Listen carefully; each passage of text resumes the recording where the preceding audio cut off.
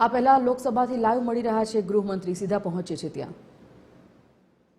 नागरिक उसमें घायल हुए हैं और जो हताहत हुए हैं वो सभी के प्रति मैं पूरे सदन की ओर से गहरी संवेदना व्यक्त करना चाहता हूं।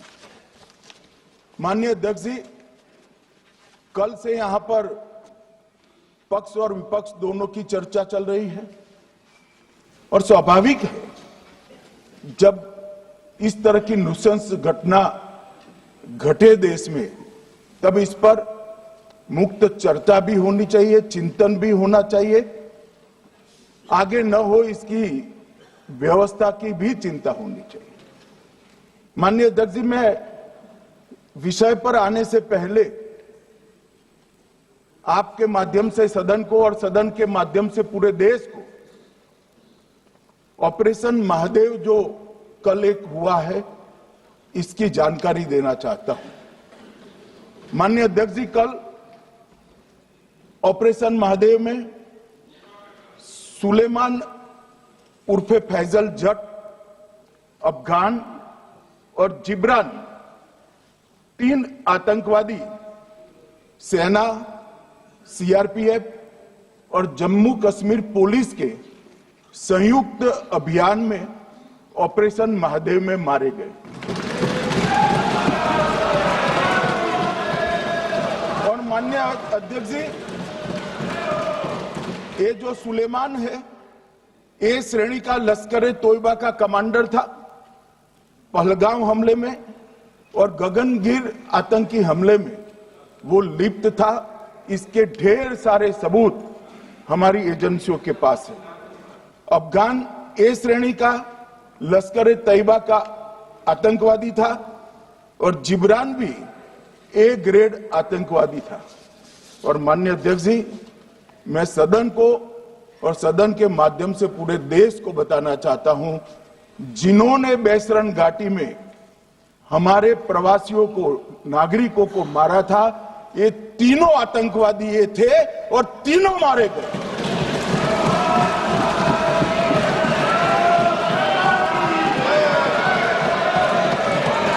और मान्यवर, मैं आज इस सदन के माध्यम से सेना के पैरा 4, सीआरपीएफ के सारे जवान जो अभियान में शामिल थे और जम्मू कश्मीर पुलिस के जो जवान थे, वो सभी को सदन और पूरे देश की ओर से बहुत बहुत साधुवाद देना चाहता हूं। माननीय अध्यक्ष जी, मैं इस ऑपरेशन महादेव के बारे में थोड़ा डिटेल में बताना चाहूंगा।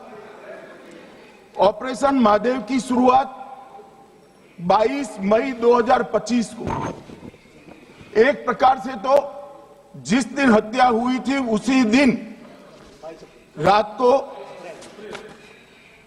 22 मई 2025 को हुई। जिस दिन हत्या हुई थी उसी दिन रात को एक सुरक्षा मीटिंग की गई थी जम्मू कश्मीर में। ये पूछ रहे थे, कोई गए नहीं, सिर्फ राहुल गांधी गए। अब आपकी आंख कौन से चश्मे से देख रही है मुझे मालूम नहीं। माननीय अध्यक्ष जी, 1 बजे हमला हुआ, मैं 5:30 बजे श्रीनगर में उतर चुका था। माननीय अध्यक्ष जी, अरे सुनो, मैं बताता हूं ना 22 में, सुनो ना प्लीज, धैर्य रखकर सुनो, हमने आपको नहीं टोका है, सुनना पड़ेगा भाई, ऐसे नहीं चलेगा। माननीय अध्यक्ष जी, नहीं, पर बैठे बैठे मत बोलिए आप भी। माननीय अध्यक्ष जी, 23 अप्रैल को टिप्पणी मत करिए। एक सुरक्षा मीटिंग की गई। सभी सुरक्षा बल, सेना, CRPF, BSF, Jammu Kashmir police, और सबसे पहले उसमें निर्णय किया गया कि जो नृशंस हत्यारे हैं वो देश छोड़कर पाकिस्तान भाग न पाए, इसकी हमने पुख्ता व्यवस्था की और भागने नहीं। 22 मई को आईबी के पास एक ह्यूमन इंटेल आई और एक क्षेत्र के अंदर, दाची गांव क्षेत्र के अंदर आतंकवादियों की उपस्थिति की सूचना मिली। आईबी और सेना द्वारा दाचीकाम क्षेत्र में अल्ट्रा सिग्नल कैप्चर करने के लिए जो इंस्ट्रूमेंट हमारी एजेंसियों ने बनाए हैं, इसके द्वारा इस सूचना को पुख्ता करने के लिए मई से 22 जुलाई तक लगातार प्रयास किए गए। ठंड में ऊंचाइयों पर हमारे सेना के अधिकारी पैदल इनके सिग्नल प्राप्त करने के लिए घूमते रहे, आईबी के अफसर भी घूमते रहे, सीआरपीएफ भी घूमती रही और मान्यवर 22 जुलाई को हमें सफलता मिली। सेंसर्स के माध्यम से आतंकवादी होने की पुष्टि मिल गई। तब 4 पैरा जो हमारी सेना का एक हिस्सा है, उसकी नेतृत्व में 4 पैरा के जवान, सीआरपीएफ के जवान और जम्मू कश्मीर पुलिस के जवान मान्यवर एक साथ ये आतंकवादियों को घेरने का काम किया। सेना, सीआरपीएफ, जम्मू कश्मीर पुलिस की मीटिंग भी की गई। जो 5 ह्यूमन एसेट्स थे उनको भी वहां भेजा गया और कुल मिलाकर कल जो ऑपरेशन हुआ, इसमें हमारे निर्दोष नागरिकों को मारने वाले तीनों आतंकी मौत के घाट उतार दिए। मान्यवर, तीनों के नाम मैंने बताए हैं, सुलेमान उर्फे फैजल जट, अफगान और जिब्रान। मान्यवर, वो तो एक आशंका थी कि यही लोगों ने घटना की है, मगर मैं बाद में एनआईए की जांच पर आता हूं। एनआईए ने पहले से ही इनको, जिन्होंने आसरा लिया था, वो लोगों को गिरफ्तार कर रखा था। उनको खाना पहुंचाने वाले लोगों को अपने कब्जे में रखा था। तो जब आतंकवादियों के शव श्रीनगर आए, इनसे पहचान कराई गई। 4 लोगों ने पहचान लिया, यही 3 लोग थे जिन्होंने पहलगांव में आतंकी घटना को।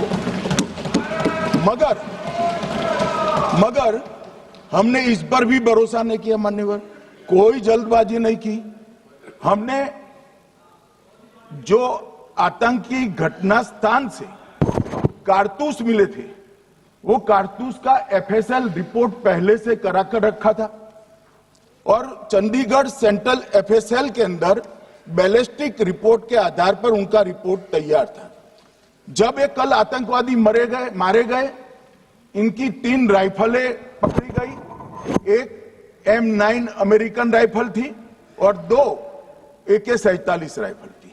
जो कारतूस मिले थे वो भी M9 और AK-47 के भी थे, मगर हमने इससे भी संतोष नहीं माना। ये राइफलों को एक विशिष्ट विमान के द्वारा कल रात को 12 बजे चंडीगढ़ पहुंचा गया और पूरी रात फायरिंग कर इसके भी खाली खोखे जनरेट किए गए। 2 खोखों का मिलान किया गया, राइफल की नाली और निकले हुए खोखों का भी मिलान हो गया। तब ये तय हो गया कि इन्हीं 3 राइफलों से हमारे निर्दोष नागरिक मारे गए। और मान्यवर, आज मैं सदन को बताते हुए बहुत खुश हूं। मोदी जी ने ऑपरेशन सिंदूर कर आतंकवादियों को, जिन्होंने आतंकवादियों को भेजा था, उनके आकाओं को जमीन में मिलाने का काम किया था। सेना और सीआरपीएफ ने वो आतंकवादियों को भी समाप्त कर दिया। और मान्यवर,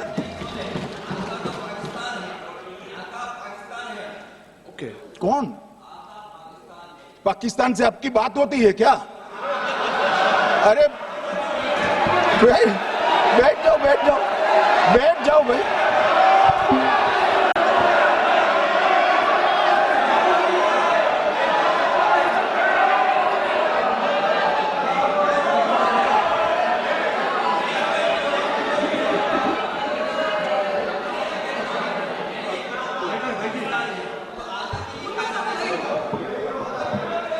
मान्यवर, मान्यवर मैं बताता हूं कैसे इनके आका मारे गए, वो भी नाम के साथ बताता हूं, जगह के साथ बताता हूं, घंटे मिनट और सेकंड के साथ बताता हूं। मान्यवर मैं तो अपेक्षा करता था, मान्यवर मैं तो अपेक्षा करता था कि जब ये सूचना सुनेंगे पक्ष विपक्ष में खुशी की लहर दौड़ जाएगी, मगर ये स्याही पड़ गई इनके चेहरे। ये क्या है मान्यवर, किस तरह की पॉलिटिक्स? भाई आतंकवादी मारे गए, आपको इसका भी आनंद नहीं है?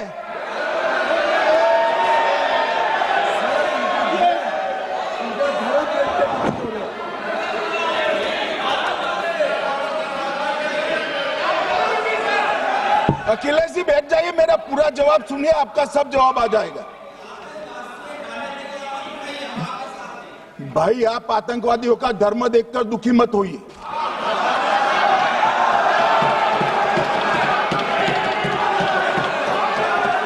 अखिलेश बैठ जाइए यार।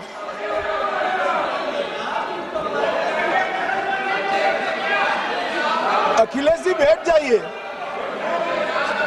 मान्यवर किसी को संशय रखने की जरूरत नहीं है, बैलिस्टिक रिपोर्ट मेरे पास है, मेरे हाथ में है, और 6 वैज्ञानिकों ने इसको क्रॉस चेक किया है। सुबह 4:46 पर फोन पर मुझे 6 ने वीडियो फोन पर कहा है कि 100% वही गोलियां हैं जो वहां चलाई। मान्यवर ये हमारे देश की सेना, सीआरपीएफ और जम्मू कश्मीर पुलिस, ये तीनों का एक साझा बहुत बड़ा कामयाबी है, जिस पर 140 करोड़ को नाज होना चाहिए, देश की जनता को नाज।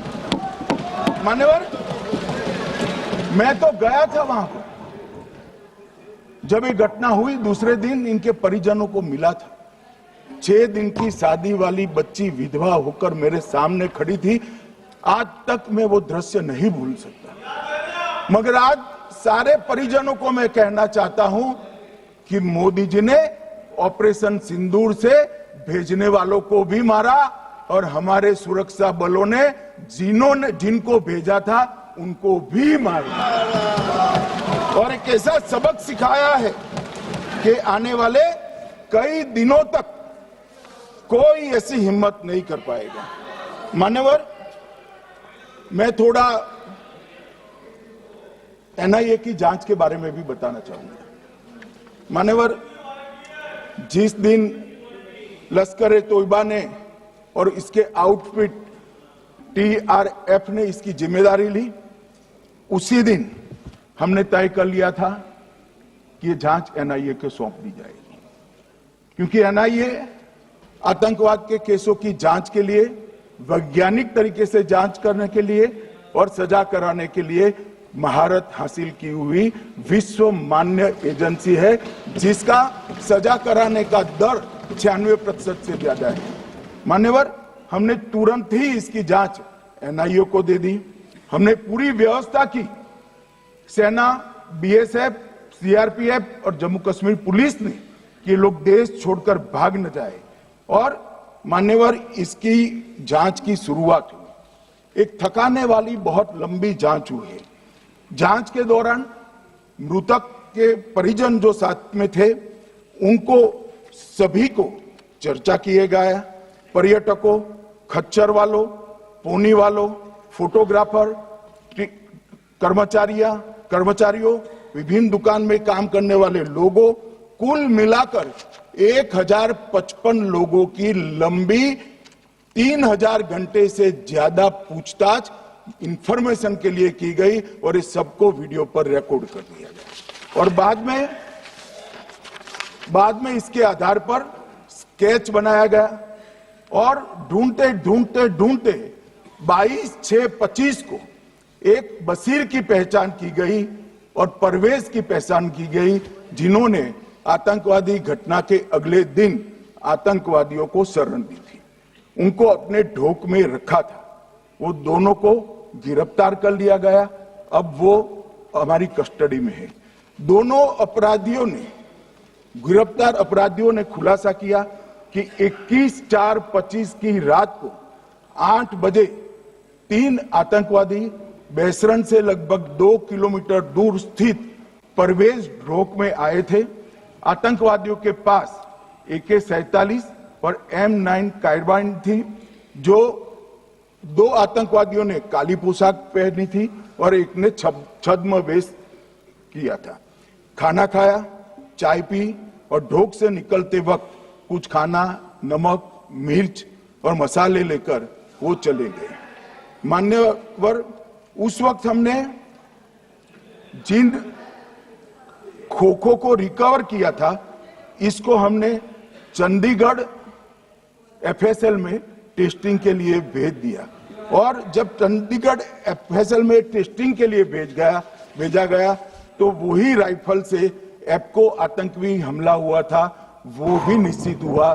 तो आज इसके साथ साथ दूसरे एप्को आतंकी हत्या को अंजाम देने वाले आतंकियों का भी इसके साथ ही समाप्ति हुई है, उनको मार दिया गया है।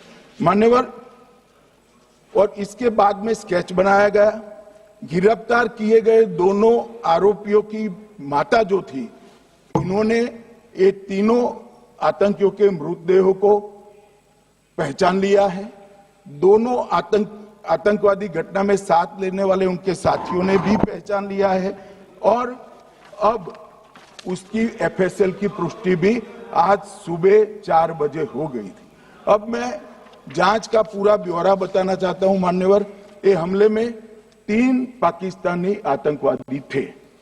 हमले में 2 AK-47 और 1 M9 कार्बाइन का प्रयोग किया गया था और अब जो पकड़े गए हैं, इसके सुलेमान के कारण एप्को का मामला भी आज रिजॉल्व हो रहा है और आतंकवादियों को पनाह देने वाले 2 स्थानीय लोगों को भी इस केस में पकड़ लिया गया है। अब मान्यवर, कल पूछते थे कहां से आए, कहां गए, किसकी जिम्मेदारी है।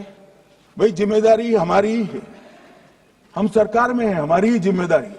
मगर मैं पूछता हूं, जब आप सरकार में थे तब क्या क्या हुआ था, इसकी जिम्मेदारी किसकी थी और क्यों निर्वहन नहीं किया, वो भी बाद में पूछूंगा। जरा धीरज से सुनना। मगर मान्यवर, मुझे एक बड़ा दुख हुआ। कल इस देश के पूर्व गृह मंत्री चिदंबरम जी ने सवाल उठाया कि क्या प्रूफ है कि ये आतंकवादी पाकिस्तान से आए। और मान्यवर, कब उठाया? जब संसद में चर्चा होने वाली थी। क्या कहना चाहते हैं चिदंबरम साहब? किसको बचाना चाहते हैं? पाकिस्तान को बचाकर आपको क्या मिलेगा? वो ये कह रहे हैं कि और क्या है, मत जवाब दो।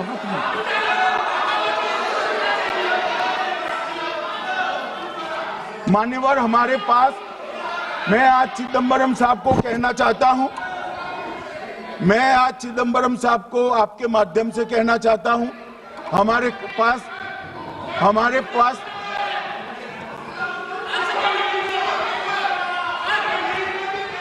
मान्यवर, हमारे पास प्रूफ है, वो भी मैं सदन के सामने रखना चाहता हूं कि तीनों पाकिस्तानी थे।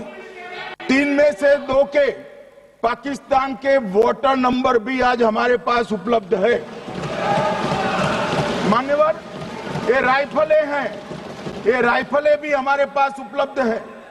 इनके पास से जो चॉकलेटें मिली हैं, वो चॉकलेटें ढोक में से मिली, वो भी पाकिस्तान की बनाई हुई चॉकलेट है। मान्यवर, ये कहते हैं कि पाकिस्तानी नहीं थे, इसका मतलब पूरी दुनिया के सामने इस देश का एक पूर्व गृह मंत्री पाकिस्तान को क्लीन चिट दे रहा है।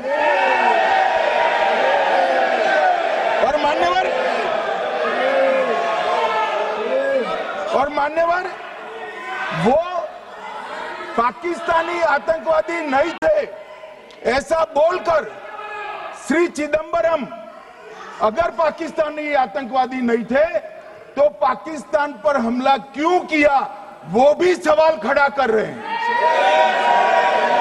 मान्यवर, आज पूरी दुनिया ने हमारे संसद सदस्य गए थे, स्वीकारा था कि हमला पाकिस्तान ने किया है, और इस देश का गृह मंत्री जो कांग्रेस पार्टी से आता है वो कहता है कि क्या सबूत है। अरे मुझसे मांगते हैं, मैं दे देता, टीवी से मांगते हैं, पूरी दुनिया के सामने उजागर करते हैं, सख्त सुबह खड़ा करते हैं। पाकिस्तान को बचाने का इनका ये षड्यंत्र आज 130 करोड़ लोग जान रहे हैं। बच नहीं पाओगे आप लोग, बच नहीं पाओगे। मान्यवर,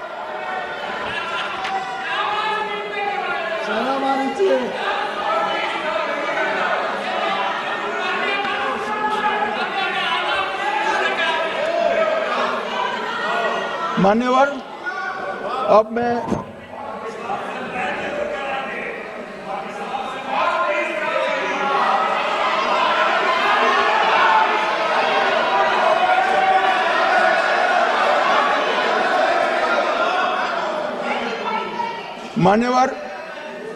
अब मैं पहलगांव आतंकी हमला और ऑपरेशन सिंदूर,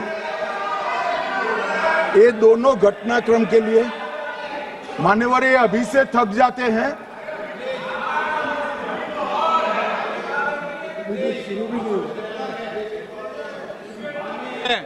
प्लीज बैठिए।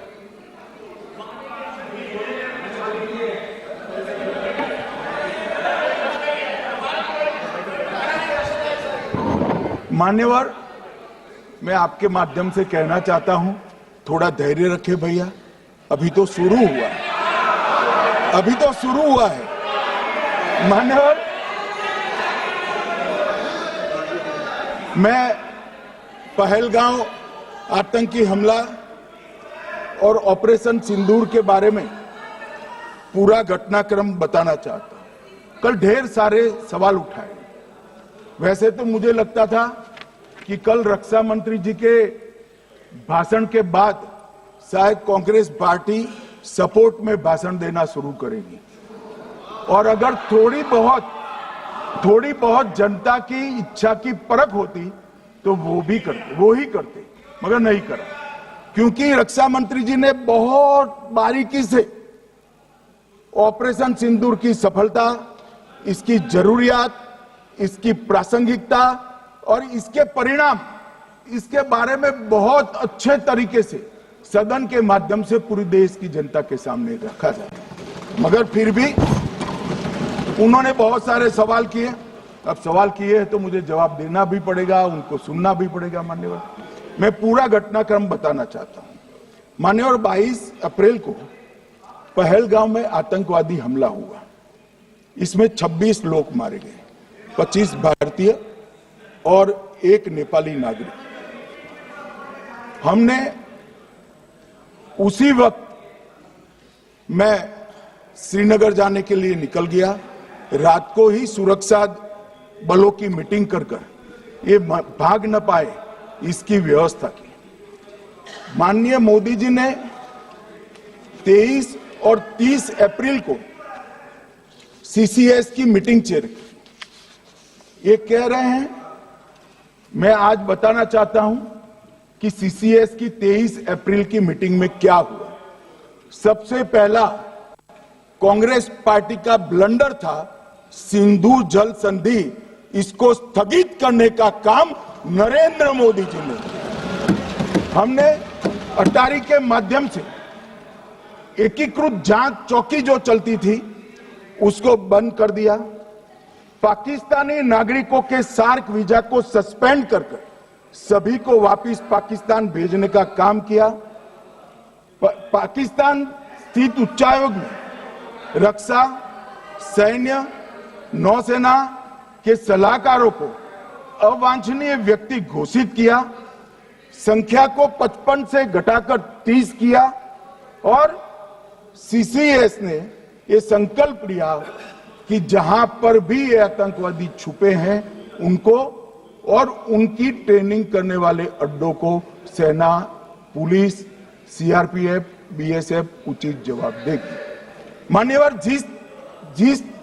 तारीख को ये हुआ, उसी दिन ये निर्णय हो चुका। मान्यवर, इसके बाद में कल गोगाई जी कहते थे मोदी जी 24 को पहलगाम जाने की जगह बिहार गए। सुनो यार, मान्यवर, मोदी जी जब ये पहलगाम घटना हुई यहां नहीं थे, विदेश में थे। आने के बाद तुरंत सीसीएस बैठक थी और मोदी जी जिस दिन बिहार गए उस दिन पहलगाम में कुछ नहीं, कोई नहीं था, सिर्फ राहुल गांधी थे। सारे लोग चले गए थे, सारे लोग वहां से अपने अपने ठिकाने पर चले गए थे। मगर इन्होंने एक बात कही, उस पर मेरी आपत्ति है मान्यवर। उन्होंने कहा 24 अप्रैल को चुनावी भाषण किया। मान्यवर, देश का नेतृत्व करने वाले देश के प्रधानमंत्री की फर्ज होती है कि देश की संप्रभुता पर, देश के नागरिकों पर अगर ऐसा जघन्य हमला होता है तो जनता की भावनाओं के अनुरूप जवाब देना चाहिए। मान्यवर, मैं आज आपकी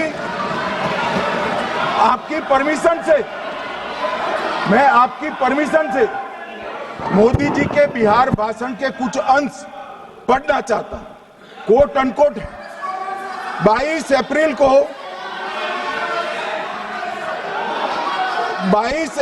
को पहलगाम का यह हमला केवल निहत्थे पर्यटकों पर नहीं बल्कि पूरे भारत की आत्मा पर एक दुस्साहसपूर्ण प्रहार है।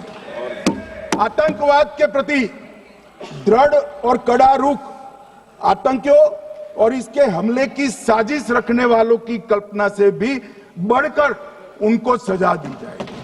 मान्यवर, महत्वपूर्ण है आतंकियों और इसकी साजिश रचने वाले दोनों को। आतंकियों की बची खुची जमीन भी मिट्टी में मिलाने का समय आ गया है। 140 करोड़ भारतीय इस बात के लिए एकजुट है कि आतंक के आकाओं की कमर तोड़ दी जाएगी। भारत हरेक आतंकवादी और उनके समर्थकों की पहचान करेगा, उनका पता लगाएगा और उन्हें दंडित करेगा। आतंकवाद कभी भी भारत की आत्मा नहीं तोड़ पाएगा। न्याय सुनिश्चित करने का मैं हर संभव प्रयास करूंगा। अनकोट। अब इसमें किसी को चुनावी भाषण दिखाई पड़ता है तो उसकी समझ शक्ति पर बहुत सारे सवालिया निशान लग जाते हैं। ये चुनावी भाषण नहीं है, आतंकवाद के खिलाफ लड़ने का 140 करोड़ भारतीयों का प्रतिघोष है जो मोदी जी ने वहां दिया। इनको चुनावी भाषण दिखाई पड़ता है। जैसे चश्मे होते हैं ऐसी ही दृष्टि होती है। मान्यवर, इसके बाद 30 अप्रैल को मान्यवर 30 अप्रैल को सीसीएस की बैठक हुई। पहले 23 को हुई थी। उसमें सशस्त्र बलों को पूर्ण ऑपरेशन की फ्रीडम दे दी गई। प्रधानमंत्री मोदी जी ने सीसीएस की उपस्थिति में रक्षा मंत्री, एनएसए और सेनाओं के प्रमुख के साथ बैठकर पूर्ण ऑपरेशनल फ्रीडम देने का काम किया और इसके बाद ये ऑपरेशन सिंदूर हुआ। मान्यवर, ऑपरेशन सिंदूर 7 मई को रात को 1:04 से 4 मिनट से 1:24 तक चला। उसमें पाकिस्तान के 9 आतंकी ठिकानों को ध्वस्त कर दिया और पूरी दुनिया ने इसके दृश्य देखे। साहब, इससे बड़ा संयमित हमला नहीं हो सकता। आजकल दुनिया में युद्ध चल रहे हैं, हम देख रहे हैं, बच्चे मर रहे हैं, महिलाएं मर रही, निर्दोष मर रहे। हमने 9 आतंकी अड्डों को समाप्त किया परंतु एक भी सिविलियन नहीं मारा गया, केवल और केवल आतंकी मारे गए। स्थान थे मरकज सुभान अल्लाह, बहावलपुर, मरकज तैयबा मुरीद के, महमूना जाया कैंप सियालकोट, अरे नाम सुनो काम में आएंगे, सरजाल camp Sialkot, Sawai Nala camp Muzaffarabad, Syedna Bilal camp Muzaffarabad, Gulpur camp Kotli, Barnala camp Bhimber और अब्बास कैंप कोटली। मान्यवर, सर्जिकल स्ट्राइक और एयर स्ट्राइक में हमने पाक ऑक्यूपाई कश्मीर में ही हमला किया, एक प्रकार से भारत के हिस्से पर ही हमला किया। पाक ऑक्यूपाई कश्मीर हमारा ही, तो हमने तो हमारे हिस्से में हमला किया। मगर इस बार 100 किलोमीटर अंदर घुसकर पाकिस्तान की भूमि पर आतंकवादियों को तबाह करने का काम। और मान्यवर, ये आतंकी के ठिकानों पर हमला हुआ, इसमें मारा कौन गया? हाफिज मोहम्मद जमील जैसे मोहम्मद के प्रमुख मौलाना मसूद अजहर के बहनोई, मुदस्सर खादियान मरकज तैयबा मुरीद का प्रमुख, याकूब मलिक जेएम पदाधिकारी, मोहम्मद हमसा जमील जेएम ऑपरेटिव, मोहम्मद यूसुफ अजहर गंभीर रूप से घायल था फिर मारा गया, जैसे मोहम्मद का आमिर, मोहम्मद हसन खान गंभीर रूप से घायल था फिर मारा गया, जेएम ऑपरेटिव मोहम्मद हसन गंभीर रूप से घायल हुआ, अब्दुल मलिक, खालिद अबू अक्स और नोएम मलिक, इनका कोई पता ठिकाना नहीं। और मान्यवर, ये पूछते थे मुझे कल कि पहलगांव के दोषी कहां गए, वो पहलगांव के दोषी कहां गए? ये जो मैंने, अरे सुनो ना यार, ये जो 10 मैंने नाम पढ़े हैं, इसमें से 8 ये चिदम्बरम एंड कंपनी के समय में आतंकवादी घटना घटाने वाले लोगों को नरेंद्र मोदी जी ने मारा। ये हमें पूछते कहां गए? अरे भाई, आपके समय में जो छुप गए थे उनको चुन चुन कर हमारी सेना ने समाप्त कर दिया है। और ये 10 नहीं, कल राजनाथ जी घबराते घबराते बोले हैं, अब ऑथेंटिक शब्द का है, मैं बढ़ा नहीं सकता, मगर कम से कम 100 लोगों को हमारी सेना ने समाप्त, 100 से अधिक लोगों को हमारी सेना ने समाप्त करने का कहा। मान्यवर, और इस पर भी गर्व नहीं कर सकते आप? इस पर भी गर्व नहीं कर सकते?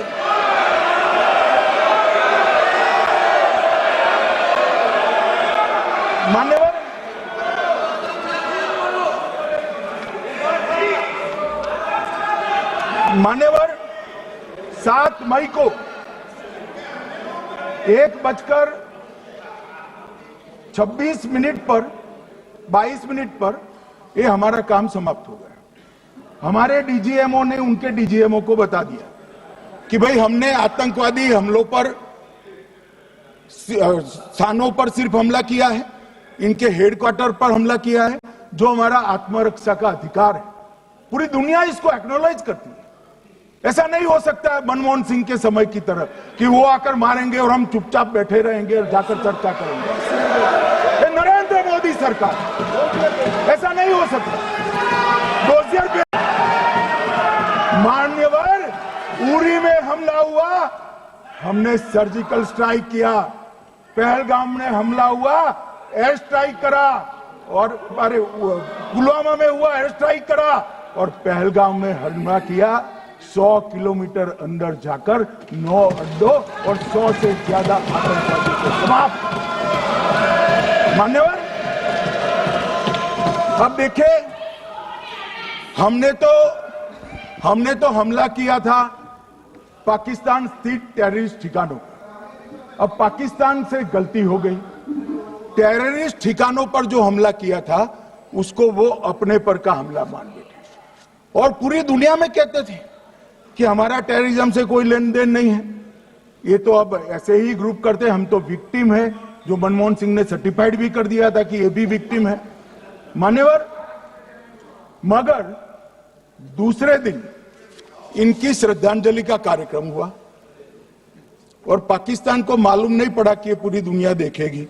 सेना के आला अफसर उनके नमाजे जनाजा में उपस्थित हुए, उनके जनाजे को कंधा दिया, और ये सारे आतंकवादियों के जनाजे के जुलूस के अंदर पाकिस्तानी सेना, इनके अफसर, आईएसआई के अफसर, वहां की पुलिस के अफसर अश्रुभीनी आंख के साथ जुड़े थे। और मान्यवर, ये सिंदूर ने पाकिस्तान को पूरी दुनिया में एक्सपोज कर दिया कि पाकिस्तान के अंदर टेररिज्म, स्टेट स्पॉन्सर्ड टेररिज्म है। ये पूरी तरह से मान्यवर, पूरी तरह से एक्सपोज हो गया। 8 मई को पाकिस्तान ने हमारे रिहायशी इलाकों में हमला किया, हमारे सेना के अड्डों पर हमला किया, मगर एक भी मिसाइल से उनका कुछ नुकसान नहीं कर पाई। बहुत नजदीक से की हुई गोलाबारी के कारण हमारे एक गुरुद्वारा टूटा, एक मंदिर टूटा, कुछ हमारे नागरिक हताहत हुए। और दूसरे दिन 9 मई को मोदी जी ने सेना को हुक्म दिया, एक मीटिंग करी, राजनाथ जी, मोदी जी, एनएसए, सेना के सारे अध्यक्ष, और जवाब देने का तय किया और उनके 11 एयरबेस को क्षतिग्रस्त करने का काम किया। मान्यवर, 8 एयरबेस इतने सटीक तरीके से तोड़े गए, पाकिस्तान की पूरी एयर डिफेंस सिस्टम धरी की धरी रहेगी, कुछ नहीं कर पाई। नूर खान चकलाला एयरबेस तोड़ दिया गया, मुरीद तोड़ दिया गया, सुगुर्दा तोड़ दिया गया, रफीकी तोड़ दिया गया, रहीम यार खान तोड़ दिया गया, जकोबाबाद तोड़ दिया गया, सुक्कुर और भोलारी भी तोड़ दिए। और सुक्कुर, लाहौर, अरिफवाला, चुनेन, जकोकाबाद और नया चोर, ये 6 रडार सिस्टम भी उनके पूरी तरह से ध्वस्त कर दिए। 2 surface to air guided weapon Lahore और ओकारा में इनका जखीरा भी समाप्त कर दिया गया। और मान्यवर, ये हर चीज में पॉलिटिक्स करते हैं, हर चीज में।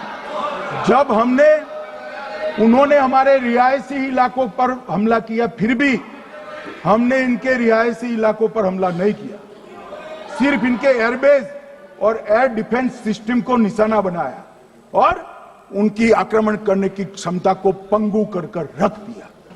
हमारी पूरी सेना, पूरी वायुसेना, पूरी नौसेना अक्षुण्ण थी और उनकी हमला करने की क्षमता को हमने छिन्न विछिन्न कर दिया।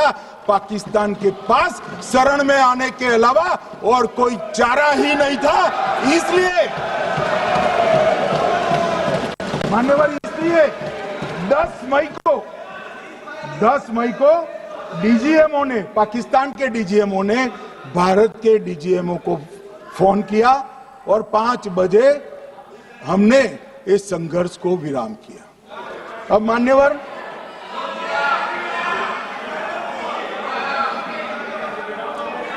ये लोग कल सवाल उठा रहे थे कि इतनी अच्छी पोजीशन में थे, आपने युद्ध क्यों नहीं किया? युद्ध के कई परिणाम होते हैं मान्यवर, करना न करना वो सोचकर करना पड़ता है। मगर मैं इसी देश के इतिहास से कुछ घटनाएं बताना चाहता हूं। 1948 में मान्यवर, कश्मीर में हमारी सेनाएं निर्णायक बढ़त पर थी। सरदार पटेल ना बोलते रहे, जवाहरलाल नेहरू जी ने एक तरफा युद्ध विराम कर दिया। और मान्यवर, मैं बड़ी जिम्मेदारी के साथ कहता हूं, मैं इतिहास का विद्यार्थी हूं। पाक ऑक्यूपाई कश्मीर का अगर अस्तित्व है तो जवाहरलाल नेहरू जी की ये युद्ध विराम के कारण है। इसका जिम्मेदार जवाहरलाल नेहरू है। मान्यवर, 1960 में सरदार पटेल ने विरोध किया था, गाड़ी लेकर आकाशवाणी तक गए थे, घोषणा न करते दरवाजे बंद कर दिए थे। मान्यवर, 1960 में सिंधु जल पर भौगोलिक व रणनीतिक रूप से हम बड़े मजबूत थे और उन्होंने सिंधु समझौता क्या किया? 80% भारत का पानी पाकिस्तान को दे दिया। मान्यवर, 62 के लड़ाई की बात मैं बाद में करता हूं। 65 की लड़ाई में हाजीपीर जैसे स्ट्रेटेजिक जगह पर हमने कब्जा किया था, 66 में उसको लौटा दिया गया। मैं 71 के युद्ध की भी बात करना चाहता हूं। मान्यवर, 71 में कल राजनाथ जी ने भी बताया, पूरे देश ने इंदिरा जी का समर्थन किया। उन्होंने पाकिस्तान के 2 टुकड़े कर दिए। बहुत बड़ी विजय थी भारत की, और सदियों तक भारत इस विजय पर गर्व करेगा। हम सब भी करते हैं, हमें कोई आपत्ति नहीं। मगर हुआ क्या मान्यवर, युद्ध की विजय की चकाचौंध में क्या हुआ? 93 हजार युद्ध बंदी हमारे पास थे, 93 हजार, और 15,000 वर्ग किलोमीटर क्षेत्र पाकिस्तान का हमारे पास था। 93 हजार युद्ध बंदी, उस वक्त की पाकिस्तान की सेना का 42%, और 15,000 वर्ग किलोमीटर क्षेत्र।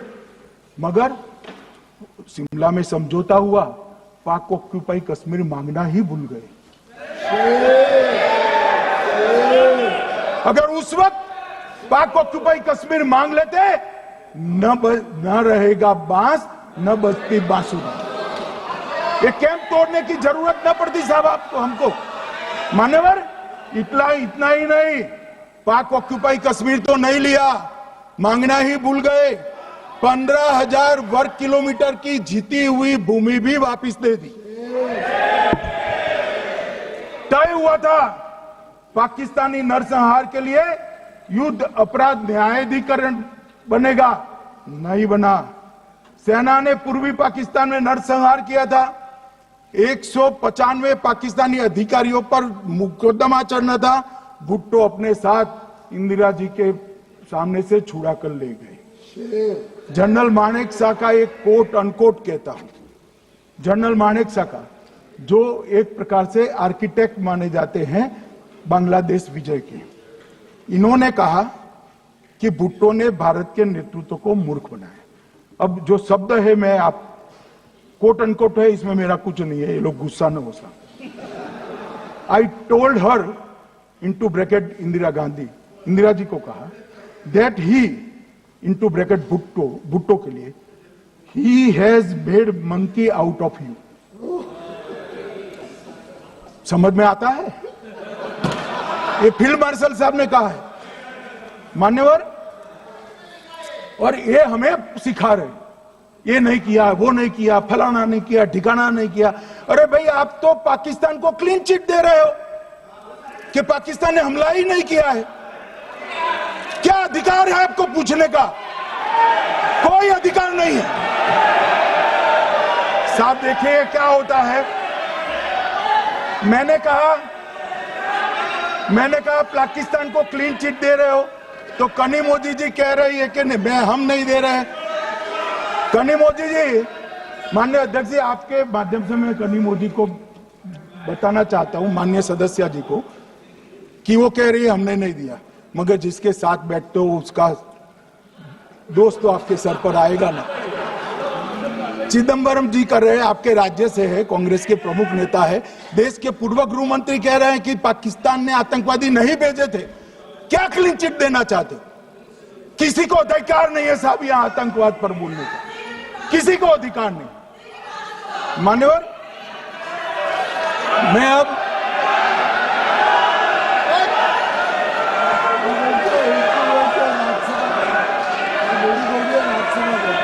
मान्यवर, मैं उनको बताना चाहता हूं, अभी आधा भी नहीं हुआ है, जरा सुनो।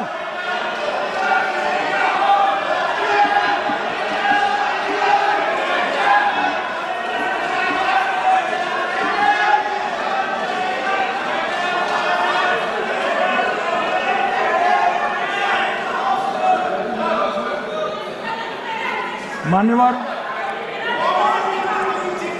62 के चिन्ह में क्या हुआ, 62 के युद्ध में क्या हुआ? मन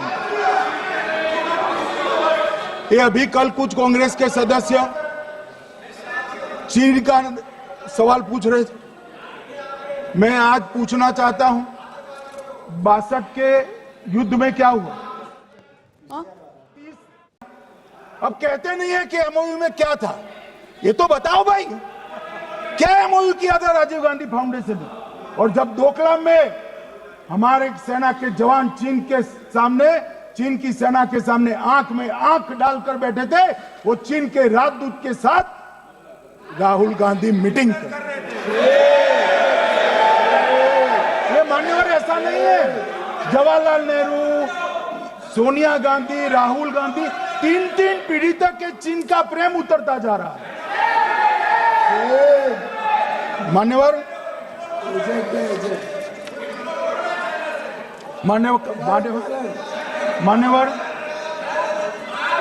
मैं अभी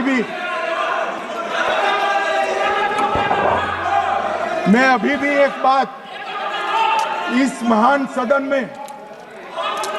के माध्यम से देश की जनता को कहना चाहता हूं, जो मेरी मान्यता है। ये सारी आतंकवाद की जड़ पाकिस्तान है, और पाकिस्तान कांग्रेस पार्टी की भूल है। पार्टीशन स्वीकार न करते पाकिस्तान कभी न होता। इन्होंने पार्टीशन को स्वीकार कर देश को तोड़ा है। मान्यवर, कल विदेश मंत्री जी बता रहे थे शर्म शेख सम्मेलन का बलूचिस्तान ब्लंडर, जिसने पाकिस्तान को हमारे साथ चर्चा करने के लिए इक्वल फुटिंग पर ला दिया। मान्यवर, अब ये टेररिज्म की बात करते हैं। मैं इसमें भी पूरे देश की जनता को टेररिज्म की विगत 20 साल की स्थिति से अवगत कराना चाहता हूं। मान्यवर, अटल जी की सरकार थी 2002 में टेररिज्म को समाप्त करने के लिए अटल जी की सरकार, एनडीए की सरकार, भाजपा सरकार पोटा का कानून लेकर आई। मान्यवर, मैं सदन को याद कराना चाहता हूं, पोटा कानून का विरोध किसने किया था? किसने किया? कांग्रेस पार्टी ने किया। हमारे पास बहुमत नहीं था राज्यसभा में, मजबूरन हमने कानून को घिर गया, मजबूरन संयुक्त सत्र बुलाना पड़ा, और पोटा कानून संयुक्त सत्र में पारित हुआ। देश नहीं भूल सकता मान्यवर। और पोटा कानून को रोककर आज भी कांग्रेस पार्टी के नेता जब बोले तब कहे, पोटा कानून को रोककर किसको बताना चाहते थे आप? किसको बचाना चाहते थे? पोटा तो आतंकवादियों के खिलाफ था। पोटा को रोककर अपनी वोट बैंक का उल्लू सीधा करने के लिए आप आतंकवादियों को बचाना चाहते। और मान्यवर, 2004 में अटल जी की सरकार गई, मनमोहन सिंह, सोनिया गांधी की सरकार आई। आते ही पहला काम क्या किया मान्यवर?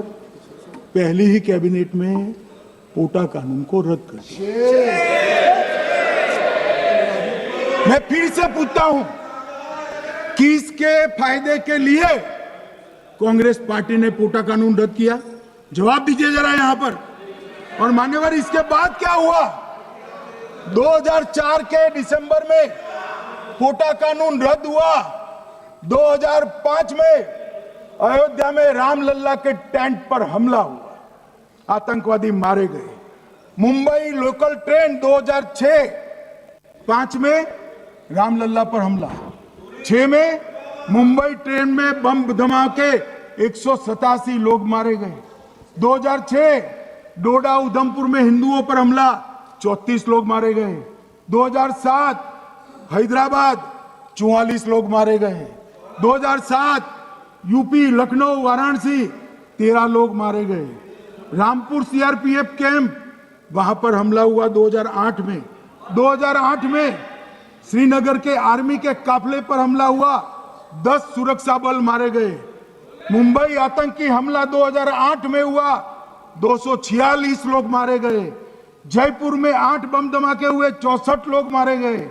2008 में अहमदाबाद में 21 बम धमाके हुए, 57 लोग मारे गए। दिल्ली में 2008 में 5 धमाके हुए, 22 लोग मारे गए। और पुणे की जर्मन बेकरी 17 लोग मारे गए, वाराणसी में 10 में धमाका हुआ, 11 में मुंबई में 3 धमाके हुए, 27 लोग मारे गए। अब मैं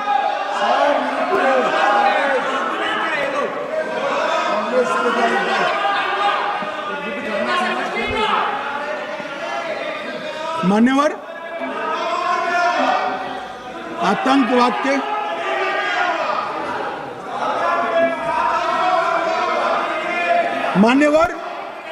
आतंकवाद के खिलाफ लड़ाई होती, कभी वो हमला करते हैं, मगर सवाल ये है कि इन्होंने 5 से 11 के बीच में 27 जघन्य हमले किए, 1000 के करीब करीब लोग मारे गए। आपने क्या किया? क्या किया आपने? जवाब दीजिए, क्या किया? और मैं राहुल गांधी जी को चैलेंज देना चाहता हूं, इन्होंने इस आतंकवादी हमलों के खिलाफ उनकी सरकार ने जो कदम उठाए, यहां खड़े रहकर हिम्मत से बताए देश की जनता को। कुछ नहीं किया मान्यवर, ये यहां से आतंकवादियों की फोटो पाकिस्तान भेजते रहे, डोजियर भेजते रहे। और मान्यवर ये कहते हैं कि आपके समय में भी हमले हुए। मैं उनको अंतर समझाना चाहता हूं, वो देख नहीं पा रहे। मान्यवर, हमारे समय में जो भी आतंकवादी घटना हुई, पाक प्रेरित और कश्मीर सेंट्रिक हुई। देश के हिस्से में 2014 से 2025 तक एक भी घटना नहीं हुई है मान्यवर। ये नरेंद्र मोदी सरकार है मान्यवर। और कश्मीर में भी आज स्थिति ऐसी हुई है, उनको पाकिस्तान से आतंकवादी भेजने पड़ते हैं। कश्मीर में आतंकवादी अब हमारे नहीं बनते हैं मान्यवर। और मैं सलमान खुर्शीद जी को भी याद करना चाहता हूं। एक बार मैंने बड़े सवेरे में नाश्ता करता था, टीवी पर उनको रोते हुए देखा। मुझे लगा क्या हुआ, कोई बड़ी घटना हो गई। तो रोते रोते वो श्रीमती सोनिया गांधी के घर से बाहर आ गए कि बाटला हाउस की घटना देखकर सोनिया जी फूट फूट कर रो पड़ी। अरे रोना था तो शहीद मोहन शर्मा के लिए रोते, बाटला हाउस के आतंकवादियों के लिए रोना आता है। और मान्यवर ये हमें पूछते हैं कि आपने क्या किया। कोई अधिकार नहीं है पूछने का, कोई अधिकार नहीं है मान्यवर। और ये हमें पूछते थे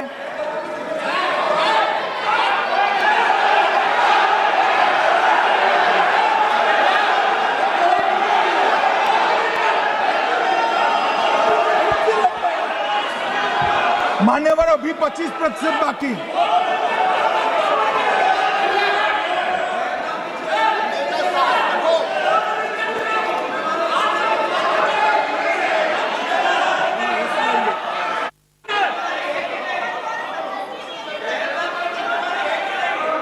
बैठिए, जवाब दे रहे हैं ना आपका, जवाब दे रहे हैं आपका। पहलगांव के बाद जो घटनाक्रम घटित उसका जवाब दे दिया ना माननीय गृह मंत्री जी ने। आपने पूछा आतंकवादियों क्या हुआ, आतंकवादियों का जवाब दे दिया। क्या पूछना चाहते हैं आप? आपने हर सवाल पूछा, हर सवाल जवाब सुनिए माननीय गृह मंत्री जी।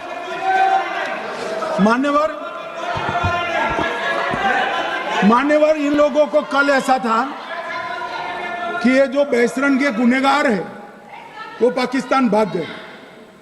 तो बड़े आवाज से पूछते थे, भाग गए भाग गए भाग गए, गृह मंत्री क्या करता है, जिम्मेदारी ले। हमारी तो सेना ने ठोक दिया, सीआरपीएफ ने ठोक दिया मान्यवर। अब मेरा तो जवाब बनना ना देता है ना वो मांगना बनता है, मगर मैं उनको कुछ पूछना चाहता हूं।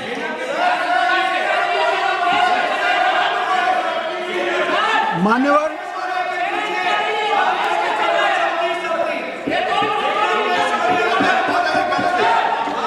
प्लीज, मारेगी तो सेना है ना, सेना अब ऐसे भी मारेगी ना। तो वो भी ये कह रहे हैं सेना और सीआईएसएफ ने मारा।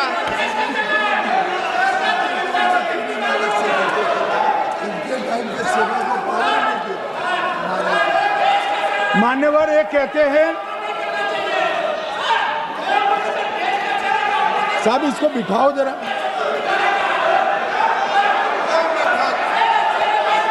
हाँ बैठिए बैठिए बैठिए बैठिए बैठिए।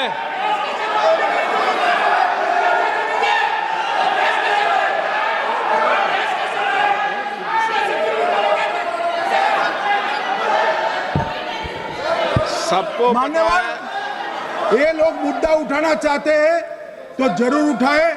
मैं आज सुबह ही सलमान खुर्शीद जी का वो इंटरव्यू मेरे मोबाइल में रिजर्व कर आया हूं। आप जब भी कहोगे ये पूरे टीवी पर बताने के लिए मैं तैयार सेव कर आया हूं। इनकी इच्छा है तो कल एक समय तय करिए, यहां बता दीजिए चारों टीवी में, और देश की जनता भी देख लो।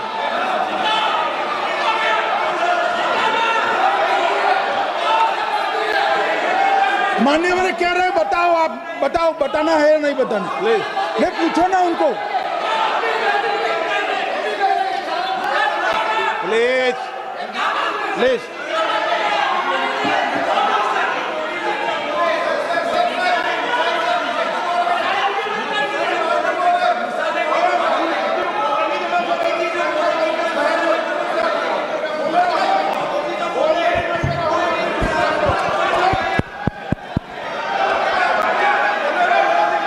बिट्टू बैठ जा। मान्यवर ये पूछ रहे थे कि क्यों भाग गए। अब मेरा समय काफी जाएगा, मैं जरा संक्षिप्त में कहता हूं, घटनाओं पर नहीं जाओ। दाऊद इब्राहिम कासकर 1986 में भागा, श्री राजीव गांधी की सरकार। सैयद सलाउद्दीन 93 में भागा, कांग्रेस की सरकार। टाइगर मेमन 93 में भागा, कांग्रेस की सरकार। अनीस इब्राहिम कासकर 93 में भागा, इनकी सरकार। रियाज भटकल 2007 में भागा, इनकी सरकार। इकबाल भटकर 2010 में भागा, इनकी सरकार। मिर्जा सादाब बेग 2009 में भागा, इनकी सरकार। अब मान्यवर मेरा तो जवाब मांग लिया, हमारे सुरक्षा बलों ने मेरा जवाब भी दे दिया, अब राहुल गांधी इसका जवाब दे।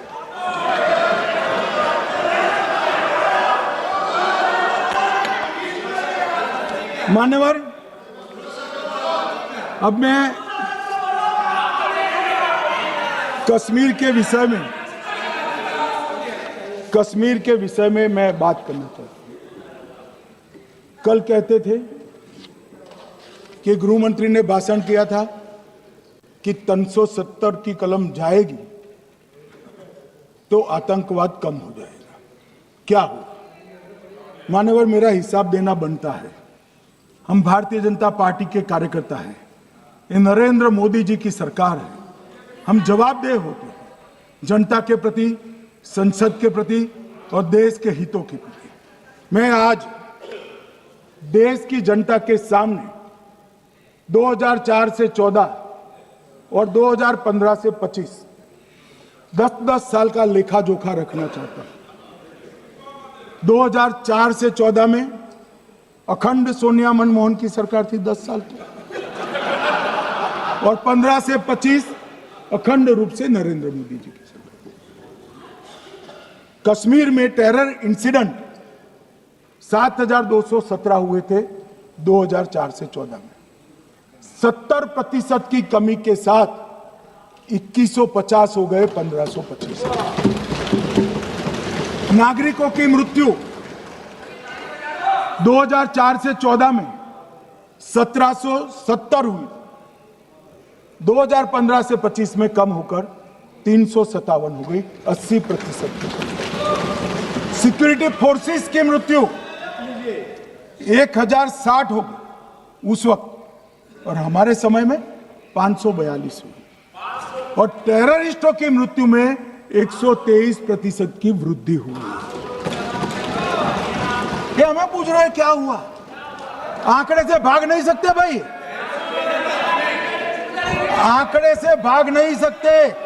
और अब मैं कहता हूं कि धारा 370 ने कश्मीर में आतंकवादी इकोसिस्टम को नष्ट कर दिया है, जिस धारा 370 को आपने इतने साल तक बचा कर। हमने जीरो टेरर प्लान बनाया है, एरिया डोमिनेशन प्लान बनाया है, मल्टी लेवल डिप्लॉयमेंट किया है, सुरक्षा जेलें बनाई हैं, 98% ट्रायल अब वीडियो पर हो रहे हैं। हमने संचार साधन बसाए हैं और 702 फोन विक्रेता जेल में डाले, 2667 सिम कार्ड बन गए। हमने एक जमाना था साहब, 10-10 हजार लोगों के जनाजे निकलते थे। पूरे देश ने घटनाएं देखी होगी, बुरहान वानी मर गए, फला मर गए, ढिका मर गए, 10-10 हजार। अब जो मारा जाता है उसको वही दफना दिया जाता है। किसी भी आतंकवादी को उसका महिमा मंडन करने के लिए जनाजे की इजाजत नरेंद्र मोदी के शासन में नहीं। मान्यवर, आतंकवादियों के सगे वाले और समर्थक चुन चुन कर हमने नौकरियों से निकाले, पासपोर्ट रद्द कर दिए हैं, गवर्नमेंट कॉन्ट्रैक्ट रद्द कर दिए हैं। 75 से ज्यादा आतंकी समर्थकों को कोर्ट से ऑर्डर लेकर सरकार से बर्खास्त कर दिया गया है। बार काउंसिल उनके समर्थकों से भरी थी, सस्पेंड कर नया लोकप्रिय चुनाव हमने कराया है। मान्यवर, कई संगठन बैन करे, मैं बाद में बताता हूं। विशेष यूएपीए अदालतें बनाई हैं। लगभग मार्च 22 से 25 के बीच में यूएपीए के 2267 मामले हमने जब्त किए हैं, दर्ज किए हैं, 374 कुर्की किए हैं। और परिणाम क्या आया मान्यवर? ये पूछ रहे हैं परिणाम क्या है? शुतुरमुख वृत्ति से अगर मिट्टी में सर रखकर बैठोगे तो कुछ नहीं, सूर्य भी नहीं दिखेगा। मान्यवर, परिणाम आया है। पहले ऑर्गेनाइज्ड टॉन्ट पेल्टिंग साल की 2654 होती थी एवरेज इनकेस में। कितनी मान्यवर? 2654 पथराव होते हैं। 2024 में 0 हो गए। मान्यवर, ऑर्गेनाइज हड़ताल पाकिस्तान से ऐलान करते थे, घाटी बंद रहती थी। पाकिस्तान की भी हिम्मत नहीं है, घाटी में भी हिम्मत नहीं है। इनके समय में साल में 132 दिन घाटी बंद रहती थी।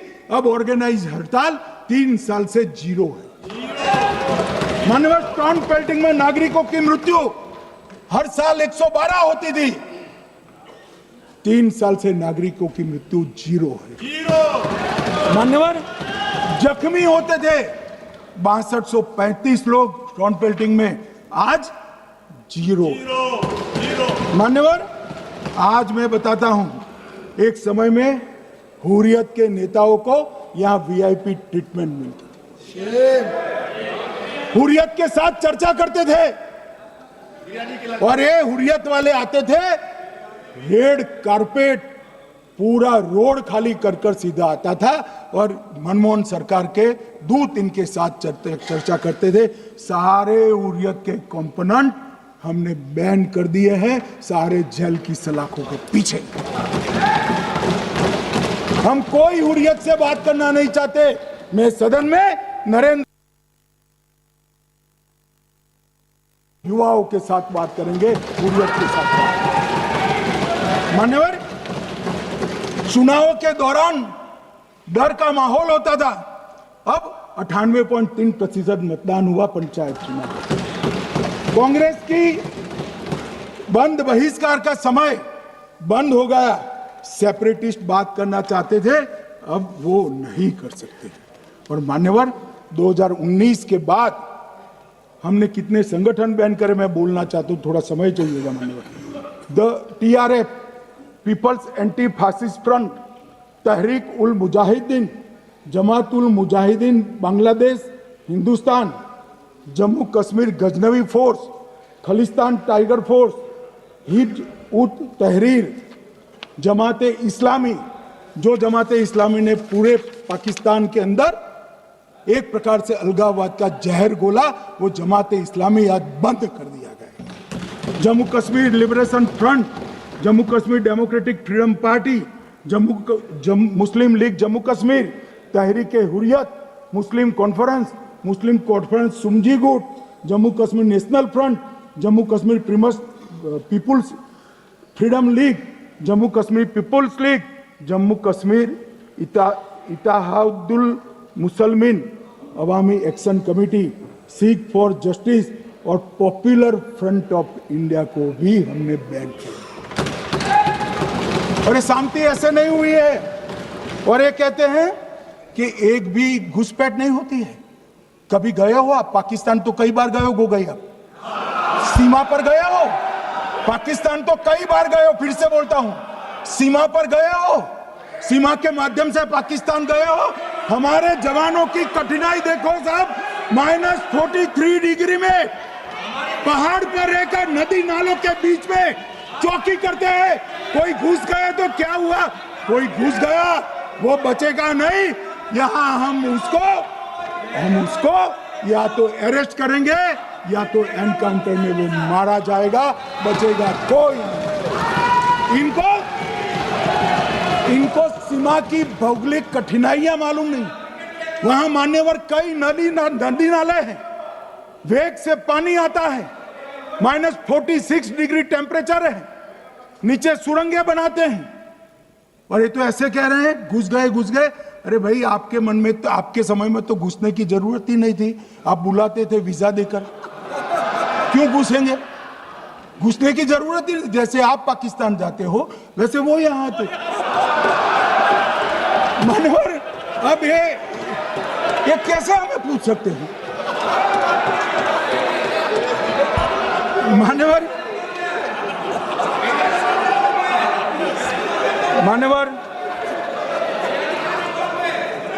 मैं समझ रहा हूं मान्यवर, मैं समझ रहा हूं पोटा का विरोध करने वाले को नरेंद्र मोदी की आतंकवादी विरोधी नीति नहीं पसंद आई। मैं समझ रहा हूं पोटा रद्द करने वाले को नरेंद्र मोदी जी की एंटी टेरर नीति पसंद नहीं आई। मैं समझ रहा हूं टेररिस्टों का बचाव कर वोट बैंक बनाने वालों को एक कोई नीति पसंद नहीं आएगी। मानवर, इसका विरोधी होना है। परंतु मैं आज एक बात यहाँ सदन के सामने आपके माध्यम से सदन को और दुनिया को बताना चाहता हूँ। मानवर, ये नरेंद्र मोदी सरकार है टेररिज्म के खिलाफ हमारी जीरो टॉलरेंस की नीति है, ऑफर है, और हम विजयी हो। और मान्यवर, मैं फिर से अंत में ऑपरेशन महादेव में जुड़े हुए सेना, सीआरपीएफ और जम्मू कश्मीर पुलिस के सभी जवानों को 2 हाथ जोड़कर प्रणाम कर बहुत बहुत साधुवाद।